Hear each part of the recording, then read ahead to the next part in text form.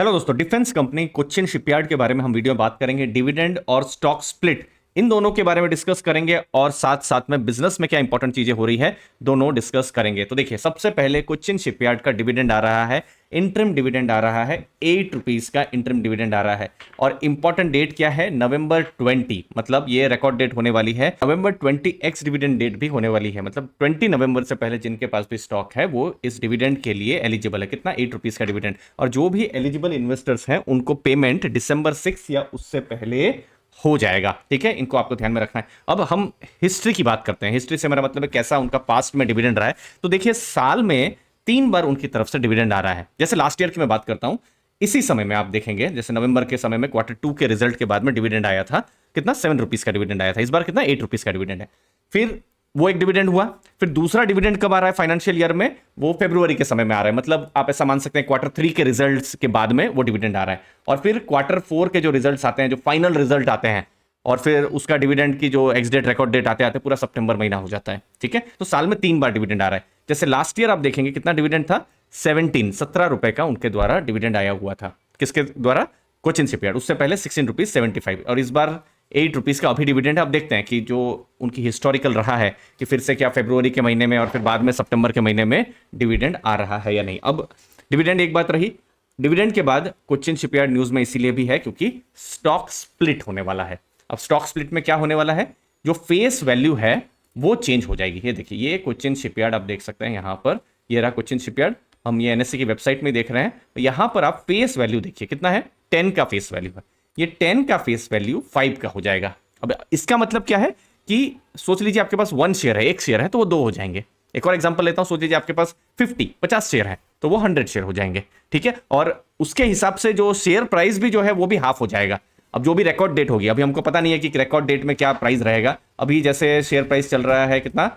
1040 चल रहा है। अब एज्यूम कर लीजिए, हमको नहीं पता है, बट रिकॉर्ड डेट के दिन सोच लीजिए ₹1000 का शेयर प्राइस है तो 500 में ये शेयर खुलेगा। या रिकॉर्ड डेट के दिन 1100 है शेयर प्राइस तो 550 में खुलेगा। लेकिन अगेन रिकॉर्ड डेट हमको पता नहीं है। ये मैं जस्ट आपको समझाने के लिए, आपको मैं सिखाने के लिए आपको बता रहा हूं। तो जो इंपॉर्टेंट डेट्स जो है, रिकॉर्ड डेट, ये सब डेट्स अनाउंस नहीं हुई है। आने वाले कुछ सप्ताह में, महीना में ये डेट्स भी अनाउंस हो जाएगी। सब्सक्राइब जरूर करके रखिएगा अर्ली फाइनेंशियल आजादी। हम आपको ये सब जो डिटेल्स हैं आपको हम बता देंगे।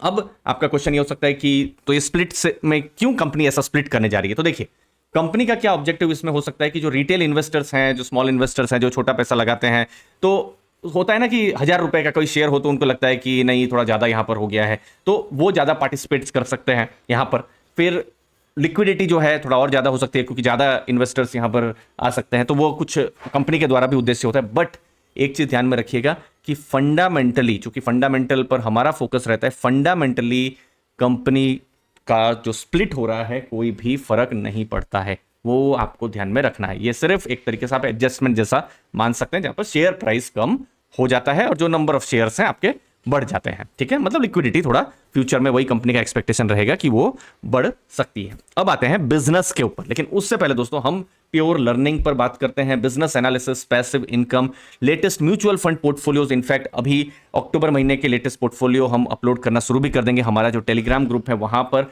डिस्क्रिप्शन ग्रुप में मैंने जो टेलीग्राम ग्रुप है उसकी लिंक दी हुई है, आप नीचे चेक कर सकते हैं। यहां पर सिर्फ pure content, personal finance, mutual funds, फिर बिजनेस एनालिसिस रिलेटेड आते रहते हैं। मुझे उम्मीद है आपको वैल्यू जरूर मिलेगी। अब कैसा परफॉर्मेंस है? तो देखिए, इस बार 954 करोड़ का रेवेन्यू है। क्या? Q2 में। लास्ट ईयर कितना था? 683 करोड़ का। तो रेवेन्यू बढ़ा है। प्रॉफिट अगर इस बार देखेंगे 191 करोड़ का है।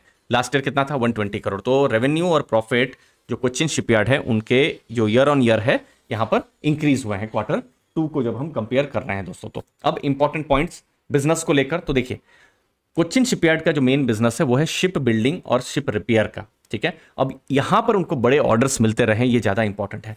तो ऑलरेडी 22,000 करोड़ का ऑर्डर बुक, ये जो हमारे पास अभी मार्च एंड का डेटा है, ठीक है, तो ये उनके पास ऑर्डर बुक उसके आसपास की ये थी। अब ऑर्डर बुक में ग्रोथ इंपॉर्टेंट रहेगी।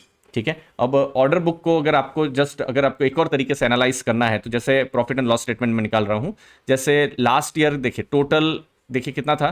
2300 के आसपास में उनका, 2300 करोड़ के आसपास में उनका टोटल रेवेन्यू था। ठीक है, ऑर्डर बुक मतलब कितना है कि 20,000 करोड़ से भी ऊपर है। मतलब जितना उनका सेल्स हो रहा है उससे बहुत ज्यादा ऑर्डर बुक है। तो उससे क्या समझ में आ रहा है कि कंपनी के पास में आने वाले साल के लिए विजिबिलिटी जरूर है, ठीक है। बट अगेन डिफेंस की तरफ से बड़े ऑर्डर्स आए तो अच्छा है। और आने वाले दिनों में जो जो इंडिजीनियस एयरक्राफ्ट की एक और बात चल रही है, मीडिया एंड रिपोर्ट्स की हम अभी देख रहे हैं, वहां पर कुछ नया पता चलता है। जो एयरक्राफ्ट कैरियर की जो बात चल रही है, अगेन ये सब मीडिया रिपोर्ट्स से अभी आ रही है, ये कुछ हमको ऑर्डर की तरफ देखने को मिले। डिफेंस जो प्रोक्योरमेंट काउंसिल है उनके द्वारा कुछ इस पर कुछ क्लैरिटी आए तो बहुत ही यहाँ पर इंटरेस्टिंग हो सकता है, क्योंकि उससे कुछ बड़े ऑर्डर्स मिल सकते हैं। बट अगेन ये चीज अभी सिर्फ मीडिया में ही आ रही है, कंफर्म अभी तक हुआ नहीं है। तो मेजर ऑर्डर बुक उनको मिलता रहे वो ज्यादा इंपॉर्टेंट है। रिस्क भी ये है कि गवर्नमेंट ऑर्डर्स पर ही जो बिजनेस जो है कोचिन शिपयार्ड का डिपेंडेंट है। वैल्यूएशन को देख लेते हैं तो यहां पर पी रेशियो आप देखिए कितना है, 32 के आसपास में है। मतलब क्या है कि कंपनी समझ लीजिए 1 रुपीज का प्रॉफिट कर रही है तो मार्केट उनको 32 टाइम्स का वैल्यूएशन दे रही है, जो कि एक मेजर री रेटिंग है। 5 साल का अगर आप पी रेशियो देखेंगे तो ये 9.4 के आसपास में है, मतलब 10 के आसपास आप मान सकते हैं। 3 ईयर का भी आप देखिए सेम उसी लेवल का।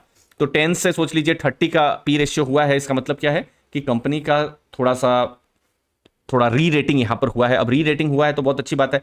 यहाँ 2 थॉट प्रोसेस है कि कंपनी को फ्यूचर में भी बहुत ऑर्डर्स मिल सकते हैं और ग्रोथ और ज़्यादा मजबूत हो सकता है, इसीलिए री रेटिंग होना बिल्कुल जायज़ है।